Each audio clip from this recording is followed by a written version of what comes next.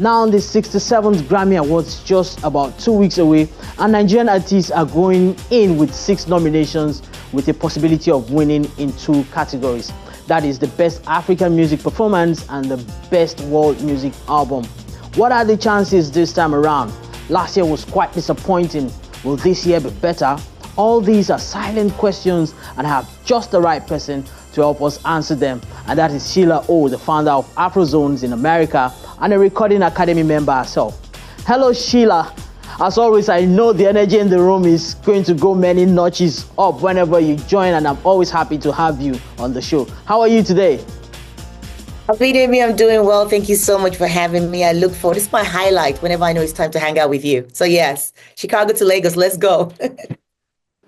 Yes, let's go there. We're just like 2 weeks away from the Grammys, and people are already making permutations at the possibility of us bringing back home another shining trophy this year. How optimistic are you? I mean, I am very, very optimistic. The special thing about the Grammys, last time when we spoke, is that the voting is done by the members of the Academy who are pairs, of the nominees.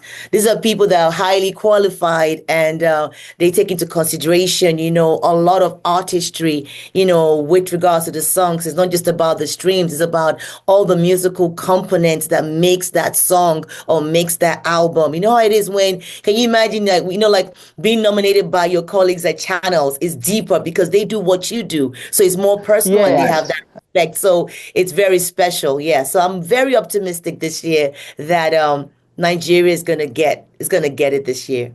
I'm optimistic. Well, I think you're right, especially with the Best African Music Performance category, where we have 5 nomination slots. Now, how significant is this category in itself? I've heard people describe it as a category that is just there in a corner for just to get us busy while they conduct their own business in the other big categories. Do you feel like that as well? Actually, no, I don't. No, I don't, because it just shows the growth of Afro beats. It's like before the Grammys even started having Latin Grammy Awards, they just had a category as well. And you know how big the Latino community is, the same way the African continent is. So we're not being shoved aside. It is a big deal. It took a while for us to get here. This category was only launched in 2024, where Tyler picked it up. In the past, we were first reggae, then we were world music. Then, there was a name for us. Now they're actually using the word African to represent and respect the continent. The 2025 Best African Music Performance nominees are huge artists in their own rights. Remember, it's Ashake and Wizkid with MMS. It's Burna Boy with Higher. It's Chris Brown featuring Davido and Lil J with Sensational. It's Thames with Love Me Jeje. It's Yemi Alade with Tomorrow. These are the contenders for the Best African Music category. We also have 2 of our own as well from Nigeria in the 2025 Best Global Music Album. So even though we have Antonio Ray, we have Ciro Hurtado, Matt B and the Royal Philharmonic Orchestra. We have Rema with He Is. We have Thames with Born in the Wild. So these are 2 of the biggest categories that we're going to be looking at to see which ones that we're going to grab this year. February 2nd, round the corner in California. Yes. Let's do this. Yes. Well, it's a good thing you mentioned the Best Global Album category, because that is where I'm going with the next question. What are the chances of Rema and Thames in that category? I know that the Grammy is not a test of popularity, but if you look at streaming numbers, Thames and Rema's numbers are high up there and very clear of the others. That should count for something, shouldn't it? I mean, it should count for something, but unfortunately, when we're talking about the Grammys, it's always about the artistic, component of that song. It's not really about the popularity. It's taking a song and dissecting it, the strings, the music, what was put into it, how creative it is, what it represents, how globally accepted is that song, so it's just more to it than just numbers. So I'm not just going to vote because, it's popular and because the radio, people like Sheila are playing you on rotational play every single day. So now you're popular. You know what I mean? So now you have the streams. Now with Grammys, it's different. How deep is that song? What does that song mean? Do your colleagues think, ooh, I wish I wrote that song. I wish I did that song. It's deeper than that. So it's really about the song itself, the album itself, the music, itself. That's what this is. So, and these other guys that represent the Latino community, like I know, like in the past, guys like Antonio Ray, they have a huge, massive followings, and one song could be a full live band and all sorts of strings and instruments in it. So that's going to be a tough one. The global music album, I can't even foresee that one, but. The other one, the best African music performance, the one that was created for the continent, I would be shocked if we don't pick that up this year. Of course, that is coming home this year. It's just a matter of who it will be, right? To come home. I'm rooting for all of them, but if in my mind, I feel like this might be picked up by.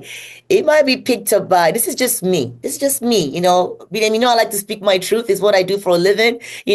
But I feel like this year it might come to Thames with Love Me Jeje, or it might come to Chris Brown and Davido and Lojay with Sensational. Not saying that Ashake and Wiz MMS is not worthy of it. All the nominees are worthy of it. If not, you wouldn't be a nominee. A nominee at a Grammy is something you take for the rest of your life. You no longer now say Wizkid. You now say Wizkid Grammy nominee. You no longer say Thames. You say Thames Grammy nominee. Not like all the other awards shows like American Music Awards or any of the other award shows. Okay, you're a nominee. But a Grammy, it's a title that sticks with you. So you already won by being a nominee. And then you just take the full bang home by now being the winner of the category that you were nominated for.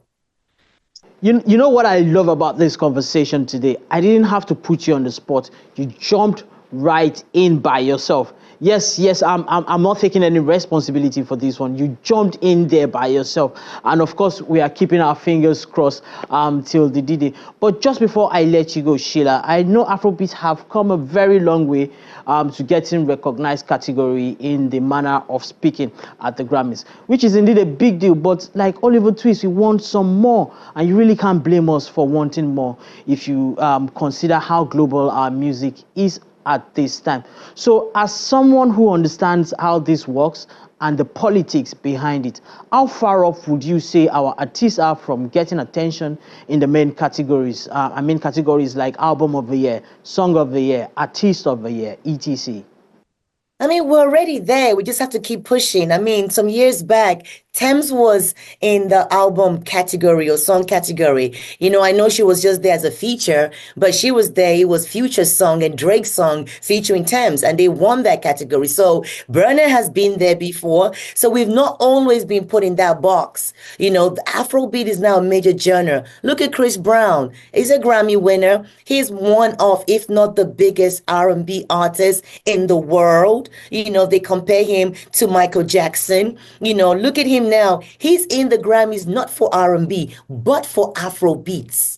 And so the genre is crossed over. So it's about the song. You don't have to be of African descent or Afro beats genre only. No, we have crossed over and we are being nominated in other major categories, for the Grammys and for other major award shows as well. So we are there. It's just to keep pushing it. And like we said last time, making sure that the entire continent has representatives pushing this genre, pushing this music, be it Amapiano, be it Afro funk, be it juju music, whatever. It's just music for the soul, and we're feeding the globe with the sounds that are coming out from our continent. So yeah, we have crossed over. We are in those categories. We're not, it's just the song that has to take you there. This year, though, BDM is going to be a more quiet year for us in LA just because of the fires in LA. I'm sure you guys are aware about it. I know Channels has covered it. Yes. Do you know that all the major parties are canceled this year? Because what are we partying? Even us Afrozones, we've canceled our party. Universal Music Group, Spotify, Sony Music, Warner Music, all have canceled their parties. The parties form a big arm of the Grammys. The Grammys still goes on February 2nd, but what's more popular for people when they come to LA? Because only members can go to the Grammys. So they look forward to these parties that have all been canceled. I think the only one one that hasn't been canceled yet is Clive Davis's party. I think that one is still going on. But most of the big brands I just talked about, they rather put their money, towards the resources that LA needs right now for the wildfire relief and the rebuilding of the community. So it's going to be a strange one. We'll be partying while there's fire spreading in LA. It's going to be a strange one, but we're still looking forward to it. I'm wishing everybody in LA the best of luck, and our hearts are with them. Oh yes, our hearts and prayers are with them. Many thanks again for joining us. I look forward to our next discussion, which I expect will be a review of the Grammys. That's all right, Bidemi. Looking forward to it. So I'll tell you everything about February 2nd when next we catch up. Appreciate you, and shout out to everyone that tunes into channels. Thank you very much again. It's time for a quick break now. When we return, entertainment news, we'll be right back shortly.